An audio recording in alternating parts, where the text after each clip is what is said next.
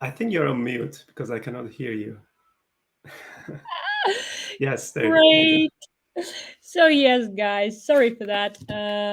Welcome back after the lunch break. It's been a very interesting day, and we still have two wonderful speakers left. And one of them is Mete Atamel, developer advocate, and Google is your cloud of choice. Why Google? Well, I guess the honest answer is that I work for Google, so that's why I use Google Cloud. But to be honest, like I also before Google, I was working at Microsoft, so I use Azure, and then I also use AWS um, before. I guess out of all the three, like I like the simplicity of Google Cloud. But at the same time, I do realize that all these cloud providers, they at the end of the day, they provide the basic building blocks that you need. So I wouldn't say one is better than the other or anything like that. But do you see somehow Google becoming taking the bigger part of the market share? Yes, I mean when I first started at Google, this was 5, 6 years ago. No one knew Google Cloud, and nowadays when you talk about Google Cloud, people know, and more companies are using it. So I feel like the share is going up. But when you look at the percentage of cloud providers, Google Cloud is I think around the third. Like so, AWS is first, and Azure is usually second, and then Google Cloud is third. And it stayed that way because I think people are still moving to the cloud, so they're still kind of the pie is getting bigger and bigger. So we'll see how that percentage changes over time. But yeah, I mean, compared to 5 years ago, definitely, I see more and more people using Google Cloud.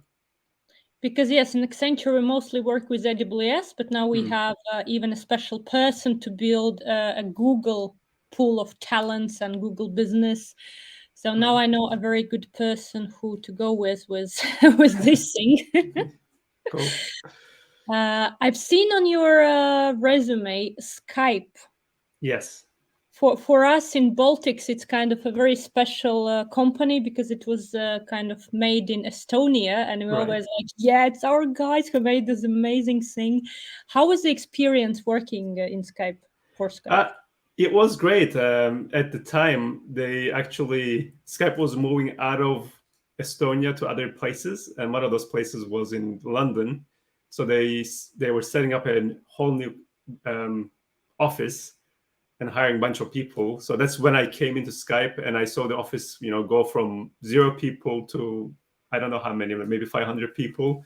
So that was a lot of growth. And then Microsoft bought Skype, and then there was lots of Microsoft people as well. So yeah, it was a good time, like just to see Skype get out of Estonia to other places in Europe and in US as well. So it was a really good experience for me. Nice. You're the first person who worked for Skype I ever met. So very Okay. interesting. Okay, so today your speech is service orchestration patterns. So the stage is yours. Cool. Thanks very much. So, hello everyone. My name is Mete Atamel. I am a developer advocate at Google based in London. And today I want to talk to you about service orchestration patterns. So, first, I want to explain to you what I mean by service orchestration. What are different choices that you have with service orchestration? And then we will get into some patterns that I've seen in service orchestration that help me to kind of build resilient kind of architectures. So it will be like two parts to talk basically service orchestration and the patterns that we've seen in that space. And if you want the speaker slides, I have it on speaker deck already, so feel free to check it out. And if you have any questions, feel free to ask in the chat. We'll have some Q&A at the end. But you also can reach out to me on Twitter. Feel free to ask me questions there afterwards as well. All right.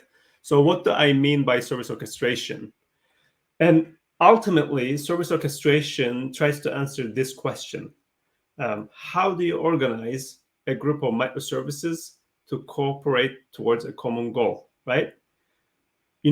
Back in the day, we used to have what's called monolithic kind of applications where everything was together. So you didn't really have to think about getting things working together because everything was basically within the same thing and they can just call each other directly within the same process. But once we broke that down into microservices, then you have this kind of problem that, okay, I have these smaller microservices that I can kind of manage easier. but how do they cooperate? How do they call each other? What if a microservice calls the other microservice and something fails? What do I do? So even though you are getting benefits from microservices, all of a sudden you have these other problems to deal with. So that's when service orchestration becomes relevant, and you have some options here. So let's just look at them and see what we can do here. Now, the easiest way of getting your microservices to cooperate is basically making them call each other directly. So instead of having a monolithic application and libraries within that monolithic application calling each other within the same process, you can have microservices, independent processes, calling each other using something like HTTP, gRPC, WebSockets, or whatever form of communication you need. And just let's look at a simple example. And this is a very simplified kind of example. But let's imagine that you're building an e-commerce kind of application. So you have a front end running on App Engine on Google Cloud.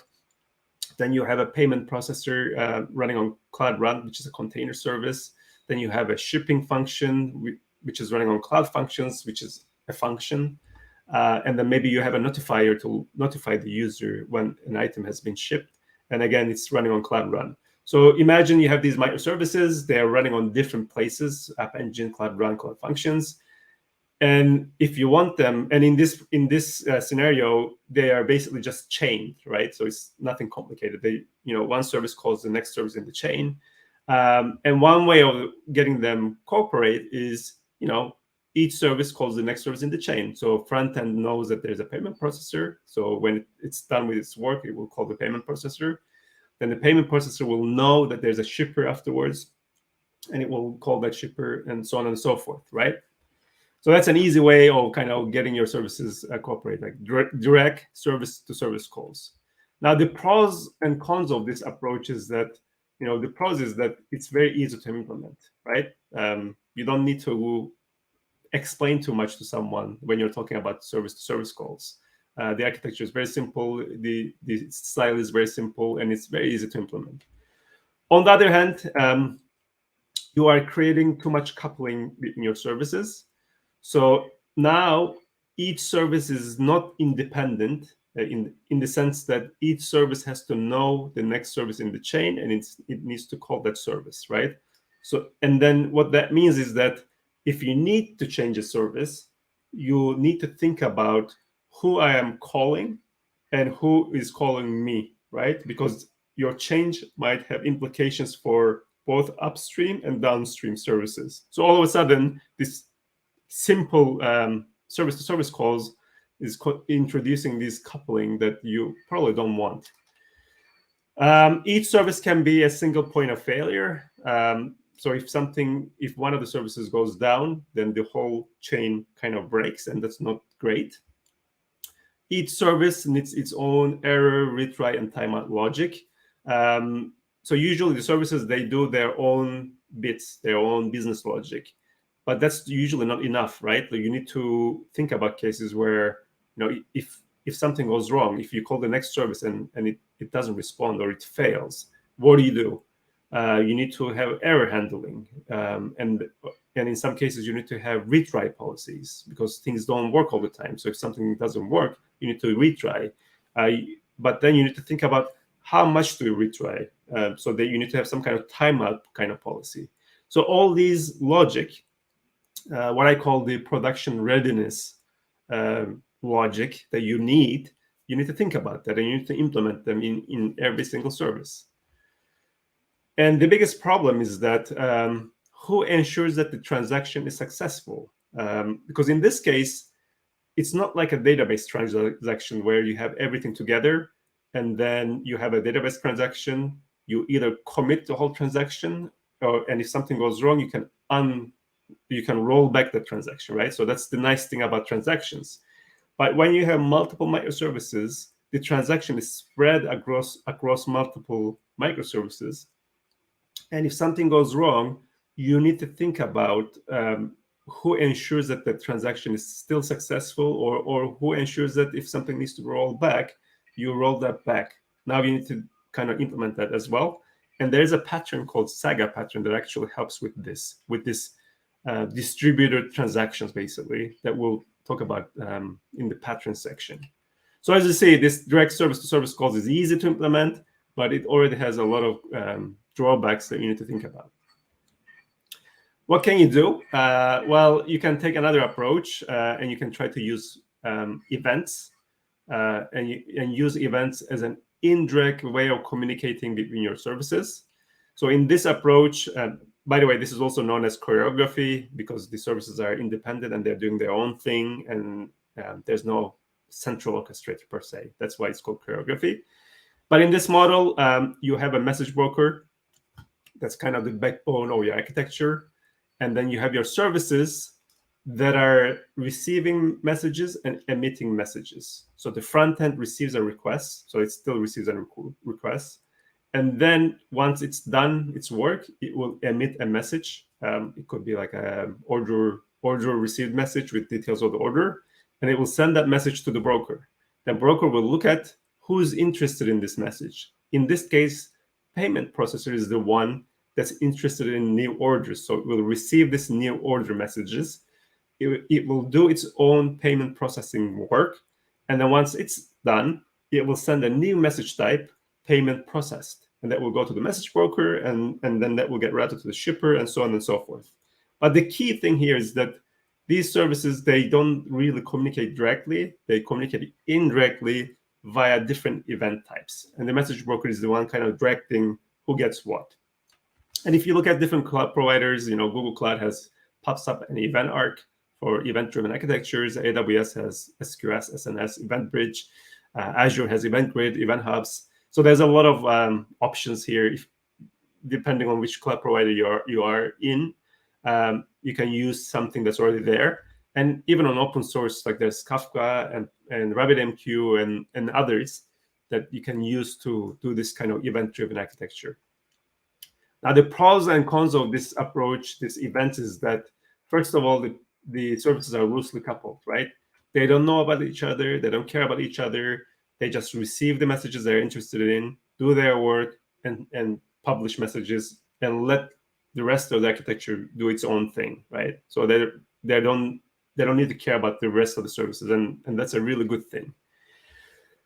The services can be scaled and changed independently. So if you need to change a service, you make the change, deploy the change. You don't have to touch the rest of the services.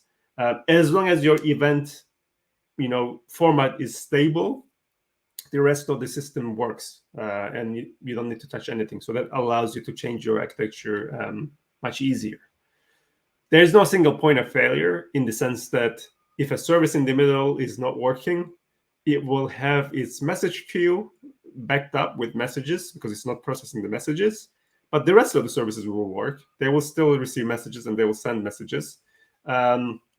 Maybe this is okay. Like maybe, for example, if it's a notification service, maybe it's okay that the notification service is down a little bit. It has messages backing up, and then when it comes online, it will look at this queue and it will process those messages. So in some cases, this is okay. But in other cases, maybe you want your services to always kind of work because you have a transaction or something like that. So there's no single point of failure, which is okay for some cases, but maybe when transactions are involved, maybe that's not okay. And events are very useful when you want to extend the system. If you need to add a new service, you deploy the service, you configure what message types it needs to receive, and that's it, right? Again, you don't touch the rest of your services or architecture, and that's a good thing. On the other hand, eventing becomes difficult to monitor because when you have multiple services all receiving and sending different message types, then all of a sudden, if something doesn't work, it's quite difficult to figure out where things failed. Usually what you need to do is that you need to look at your services, look at their queues, look at which queue is backing up, and then kind of try to figure out from the service logs to see what might be wrong. So it's not immediately obvious that something is wrong in this service, in this method, something like that. The errors, retries, and timeouts are still your problem. They don't go away. The flow of your application, how the system should flow, is not captured anywhere. These are just messages flying around, and the flow is almost like a side effect of your architecture. But there's not a single place where you can go and say, okay, this is how things should work in my architecture. And this problem of transaction being successful, it's still a problem, right? Like, so if let's say the payment processor is down, the rest of the services will work, but the transaction won't work because the payment hasn't been processed yet. So you still need to have something like a Saga pattern to kind of make sure that the transaction that you're trying to apply has been applied, and if there's something wrong, things are unrolled if they need to be unrolled. And imagine a more complex scenario, right? Like here, we are reading from a database, we check the stock, and if there's stock, we do certain things, but if there's no stock, we go to supplier API, then update the inventory again in database, and then notify the customer using another third party like SendGrid.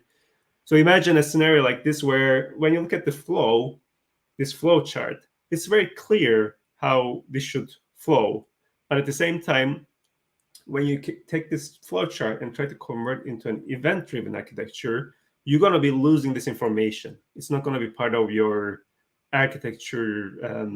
There's no, like, it's not going to be, like, it's going to be in the spec probably, but you won't be able to go to your code or something and point to this flow chart somewhere. Whereas in orchestration, you can actually do that, and I'll show you what I mean by that.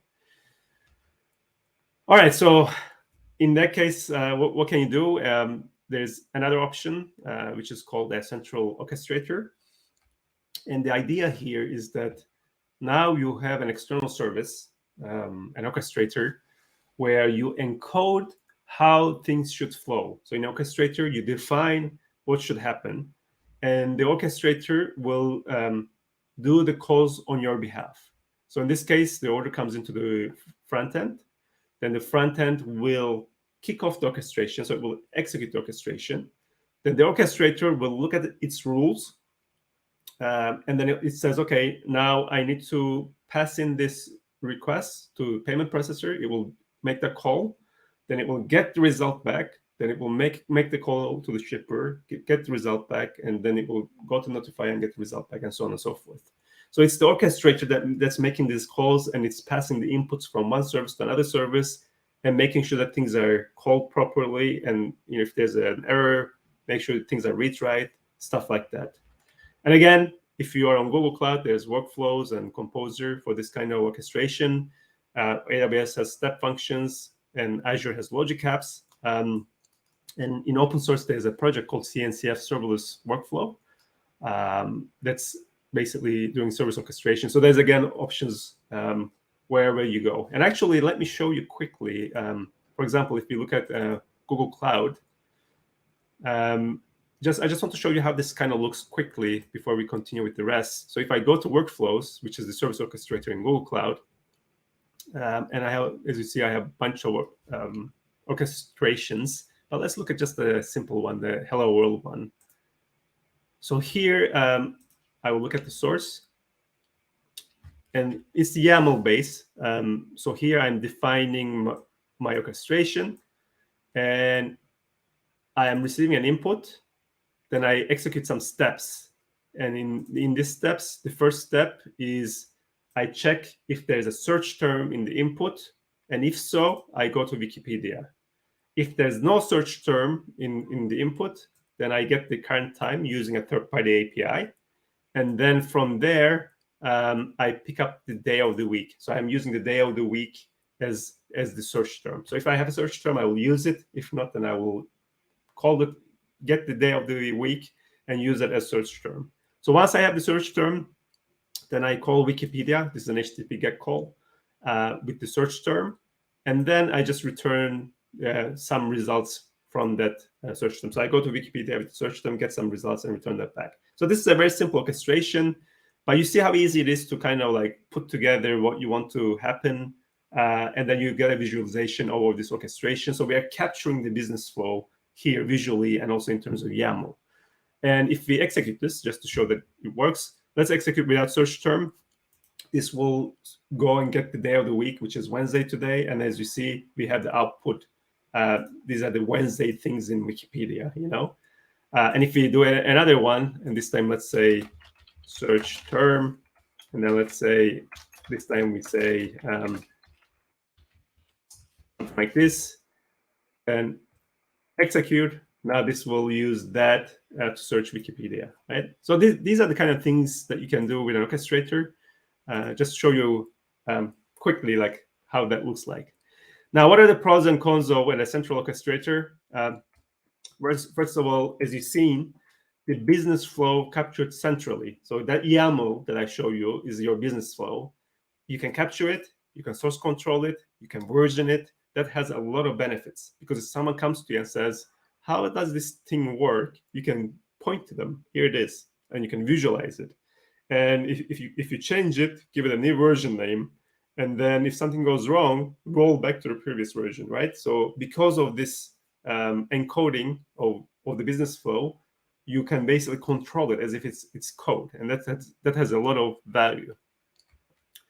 Now, you see in the orchestration, we have steps, and each step can be monitored. So if something goes wrong, you will know in your orchestration that this step failed, and you immediately can go to that step and say, okay, what happened in this step? Oh, this step calls this external service, and you go and check that external service. So monitoring becomes much easier. The errors, retries, and timeouts, they are still your problem, but they can be centralized. So you can apply them centrally in the orchestration. The orchestration can do those for you. So you don't have to do them in your microservices. And services are still independent. They can still live independently. You just bring them together into what I call a temporary monolith, which is an orchestration, right? So we are basically having the best of both worlds: independent services, but a temporary coupling that you bring together as you need them. On the other hand, new orchestration service is something new to learn and maintain. So if you want to use, for example, Google Cloud Workflows, you need to understand the YAML syntax. You need to understand what you can do with workflows. So just like in any other system, it's something new and a different paradigm maybe that you need to think about. Orchestrator could be a single point of failure. So if orchestration service goes down, nothing works. So you need to make sure you're using something resilient and redundant and things like that. The flexibility that you have with eventing, especially when it comes to extending your system, is kind of lost in orchestration, in a way, because if you want to introduce a new service, you need to deploy that service, and you need to change your orchestration, that YAML I showed you, and deploy that as well. So it becomes a little bit more difficult to change or to add a new service. Not so difficult, but less flexible than eventing. And as I mentioned, if something goes wrong, you know right away that a step failed, but you still need to take care of that. So if the step needs a compensation, like let's say a payment failed and you need to retry, or if a payment failed and you need to roll back an order or something like that, you need to do that. And again, here, the Saga pattern helps, and I'll show you an example shortly. All right, so that was a really quick introduction to orchestration and your different options you have. Now, let's look at some patterns and best practices that I've seen in this area. Well, first of all, this is not a pattern, but it's something that you need to kind of think about, is that make sure when you're designing a system, you make a conscious choice on the architectural style that you have. So as I mentioned, you can use direct calls, and maybe that's okay if you have a simple architecture with a handful of services and they don't change that often. So why worry about events or orchestrator and make it more complicated, right? If it works, then maybe it's okay to use it until you need something more complicated. At the same time, if your services are quite independent, they don't really need each other or depend on each other, they don't execute in certain order, you change them frequently, and they can exist in different kind of contexts, right? So if you have that kind of architecture where you just kind of you need that flexibility and loose coupling, then event-driven architectures is when I start thinking about, right? Because you need that flexibility. At the same time, your services are closely related. They're usually deployed in a certain order. They're usually called in a certain order. you can usually describe your architecture in a flow chart, and you want to kind of maintain that, then that's when I start thinking about central orchestrator. And there's no right answer. I wouldn't say one is better than the other. It really depends where you are with your architecture, and how much flexibility you need versus how much simplicity you need with direct calls, or versus how much order you need with a central orchestrator, right?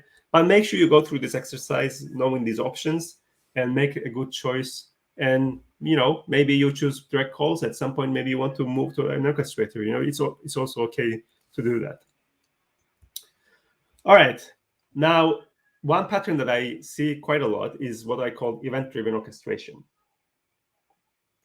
And the idea here is that, you've seen the style of eventing, and you also seen the style of orchestration. You don't need to choose one or the other. And actually, in some cases, you can combine the two. You orchestrate the things that make sense, and you let them communicate with external systems using events. So that's when event-driven orchestration makes sense. And I have this example. You can check out on GitHub if you like. Basically, it's an image processing pipeline where the user drops an image to a cloud storage bucket, and then that image gets processed by a number of services. These services, they're cloud functions, and there's 4 of them. The filter service filters to make sure that the image is safe. The labeler extracts the labels out of the image using machine learning. The resizer resizes the image to a certain size. And finally, the watermarker creates a new image using the labels and the resized image and saves to the output bucket. Now, in this case, I put together an orchestration here using workflows. And the reason for this is that, these services are deployed and they're called in this order: filter, labeler, resizer, watermarker. And that's a perfect example of orchestration, right? Like, I don't need flexibility here. I actually need them to be called in this order. I want the output of labeler and resizer to be the input to the watermarker. So when that happens, I immediately think this is an orchestration. But then how do you trigger this orchestration? One way is that a user could send the image directly to image processing workflows. But I don't need that kind of coupling either. The end users, they don't really need to know that there is an orchestration. So what I did in this case is that, when the user saves the image to a cloud storage bucket, then I use what's called Event Arc, which is an event-driven service in Google Cloud that picks that up, that event or user saving a new file, and sends it to the workflows. So that's the event-driven part. So that way, this part is loosely coupled, event-driven, but this part where I need the tight coupling, it's orchestrated. So feel free to check out this link if you want to look at the details of how this works. But this event-driven orchestration is something that I see quite a lot. Now, another pattern I see is around handling errors. So let's imagine this use case where you have an order service that receives orders, and then you have a customer service where you reserve credit. So you basically take the payment from the user. Now, in this case, let's imagine this reserving credit it's a flaky service. Like, it works sometimes and sometimes it doesn't work. So you need to retry and things like that. So what do you do in that case? Like, what do you do? Well, what you can do is that first, in the order service, you create a pending order, and then you make a call to reserve credit. And if it works, great. Then you call the order service again and you approve the order, right? So you pending order, reserve credit, approve order. That's like the success state. But if something is wrong here, and then the reserve credit times out, then one simple thing you can do is apply a retry policy here. So the order service will retry 1 or more times, depending on what you want to do, usually like 3 or 4 times. And then it will conclude that the customer service is down, right? So the retries helps with transient errors. When you have a transient error here and you try again, then it works, then you have success. But then let's imagine that the user actually doesn't have credit. They don't have enough money. In that case, retries don't help. What you need to do is that you need to take a compensation step, because you already created the order, you're trying to reserve credit, you get that the credit is not there, then you need to basically take a compensation step, and the compensation step is basically rejecting the order, right? So that's the saga pattern. When something goes wrong, you decide what to do. You can ignore it, but in this case, we cannot ignore it because we have this pending order. So what we'll do is that we'll do this rejecting the order, take the compensation step. And actually, I have this example. Let me show you that quickly. I don't have that much time left, but just to show you how this looks in workflows. Again, we have our steps, and then we create our pending order. So this is the pending order step. Then we reserve. This is this reserve credit step. But you'll realize that first we wrap this creation of reserving credit into a retry block, and this is the retry policy. So we are applying a retry policy with workflows. But if it's not a transient error, so if it's not like a HTTP 503, which is a service unavailable, if it's not like that, then we get into this except block, and then we check for non-recoverable errors, and we check for 500, and we say, okay, if this is a 500 error, then we'll reject the pending order. Otherwise, we'll just raise the error. So we'll reject the order. Otherwise, we'll just approve the order and return the order, right? But then if you look at the reject order, this will call the order service with the order ID, and it will reject the order. So that's the compensation step. So you can see how you can apply saga pattern to orchestration. And you can also do saga pattern with eventing. And I don't show you that here, but it's also possible to do event-driven architectures with saga pattern. But make sure you think about these things and make sure you have some policy around failures and how you're going to handle them. Now, another pattern I see is polling versus callbacks. So let's say, again, these are two examples. I won't go into details of what they are. Feel free to check them out later. But basically, the idea here is that you have an orchestration where you have your steps. At some point, you need to call an external service or some other service that takes a long time, right? So let's say you're creating a virtual machine, and that takes a little bit of time to create, right? So what do you do in that case?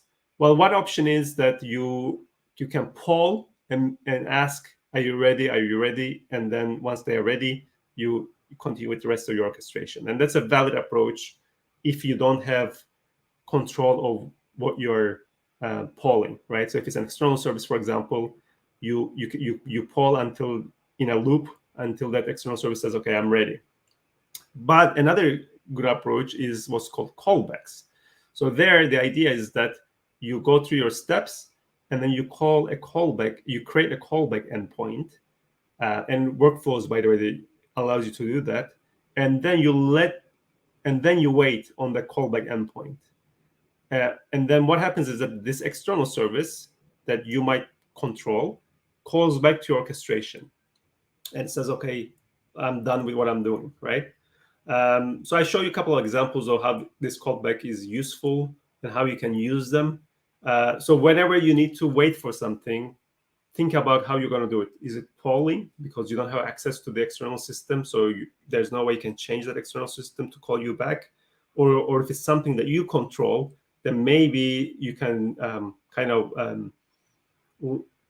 create a callback endpoint and let that external service call you back and continue with orchestration. All right.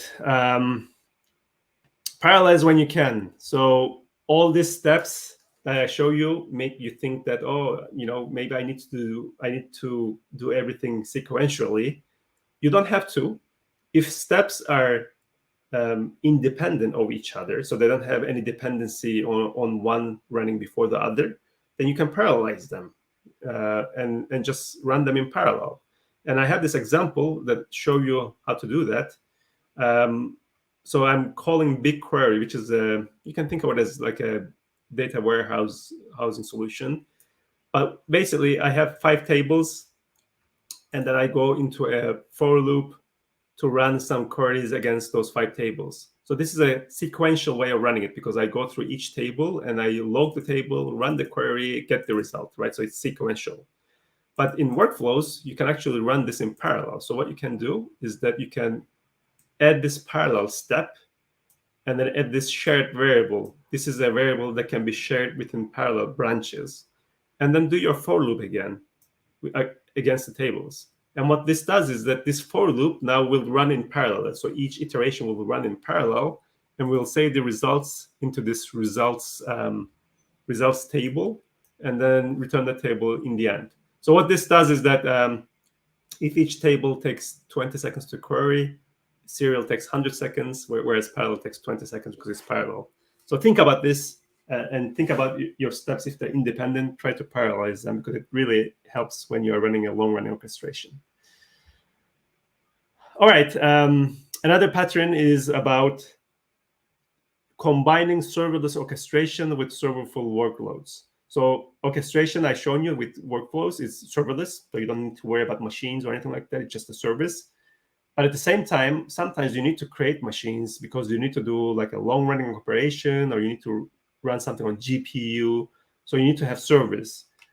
What you can do is that you can use workflows to automate the creation of a virtual machine, running of your workload, and then getting the result, and then returning that result.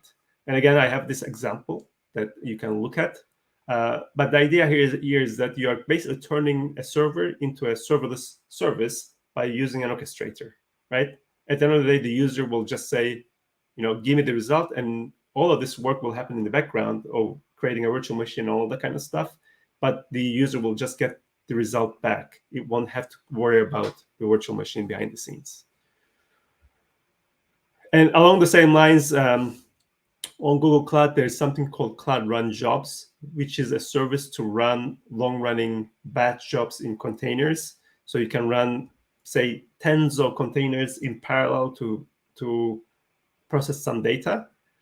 Then you can use workflows to orchestrate those Cloud Run jobs. And you can use Event Arc to make it event-driven, so that when the user drops the job definition, that gets routed to workflows, and workflows runs that job. Here, the idea is basically use the Cloud Run jobs to kind of run batch jobs, workflows to orchestrate it, and Event Arc to make it event-driven, so it's loosely coupled. So I see this as well quite a bit in terms of patterns. And last two patterns I have before I run out of time is GitOps. For those of you, most of you probably know what GitOps is. But the idea of GitOps is basically, before you deploy your code to production, you want to deploy to staging. You want to run some tests against it. If the tests pass, then maybe you want to merge your code from some branch to the main branch. Then you want to deploy a testing in production and then run tests against it. And if everything is good, then you want to update your production service, right? So there's like a long chain of things you do before you update the service. And you automate all of that using Git, and that's why it's called GitOps. So we usually think about this when we think about code, but you can actually use GitOps to manage your orchestration lifecycle as well. So the idea here is that, let's say you have a workflows definition, you make a change, so you make a change in a branch, and then check it in GitHub.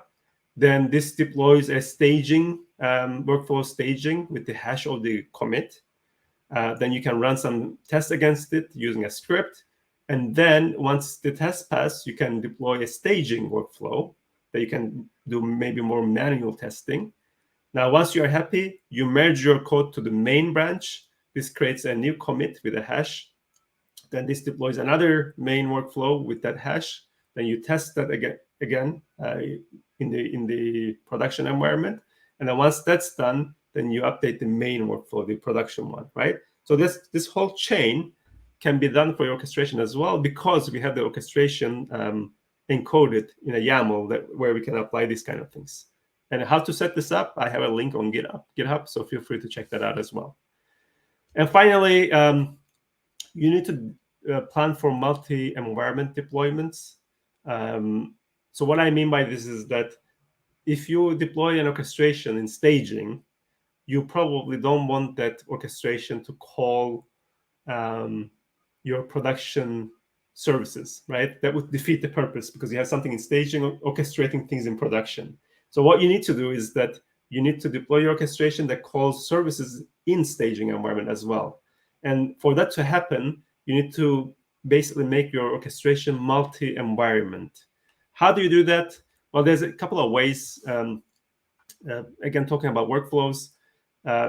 In workflows YAML, you can have runtime arguments that you pass in when you run your orchestration. So you can make these URLs to the services that you want to call runtime arguments. And then when you execute the workflow, you execute with staging URLs or you execute with production environments. So you have a single workflow with different runtime arguments. Another option is that you have placeholder URLs in your workflows, and then you replace these URLs using something like Terraform or something like Cloud Build, and deploy that workflow with staging URLs or production URLs, and execute the workflow. They are both valid options. It depends what you want. I usually prefer this one because I like to see different orchestrations for different staging and prod. Again, how to set this up, there's a link here that you can check out with all the details. All right, so that's all I have. Thanks very much for listening. As I mentioned, if you want to get the slides, it's on Speaker Deck, and I think we have some time for questions. So if there's any questions, I'll be happy to answer them now or later if you want to ask them later on Twitter or something like that. Thanks very much. Thank you very much, Mete. It was understandable even for me. Q&A. So the presentation is still running with a delay for our watchers. So okay. Let's give them a little time. Maybe there are some questions after you actually finish. I feel like in the future now, like we're in the future and the guys there still. They're catching up, yes. Yeah, it's a very interesting feeling. But yeah, a very. Do you know how much the delay is? Like 10 seconds approximately. Oh, okay, so it's not that long. Yeah. So, no questions so far. We still have 2 minutes. When I saw that you're from Cyprus and that you live in London now, reminded me of my university times, because I used to study in England, in Derby. Oh, cool. And I had a bunch of friends from Cyprus. You guys party very, very nicely. Yes, that's true. Our international community was very strong because of the people from Cyprus. It was very, I think a lot of even though we are a small country, there are a lot of people come here more than our population, I would say. Like compared to, and from a small country, you wouldn't expect too many people in the UK, but for some reason we tend to come here more than other countries. I don't know why. It means you have a very good education, and then you can come back and raise your country up. So very good investment. Yeah. So looks like everyone understood everything. They don't need extra explanation, no questions. So thank you very much, Mete. Thank you for coming and teaching us, explaining, investing in the DevOps community. Cool. Thanks very much for having me, and enjoy the rest of the conference. Thank you very much, and see you around at the next conferences. Yeah. Bye. Bye.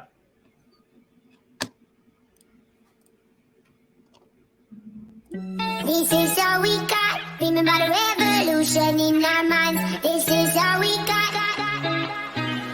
Lock me out of this life institution. I am angry and high on illusions. Yes, I hate, but it's not a solution. Try my best, but I'm just a human.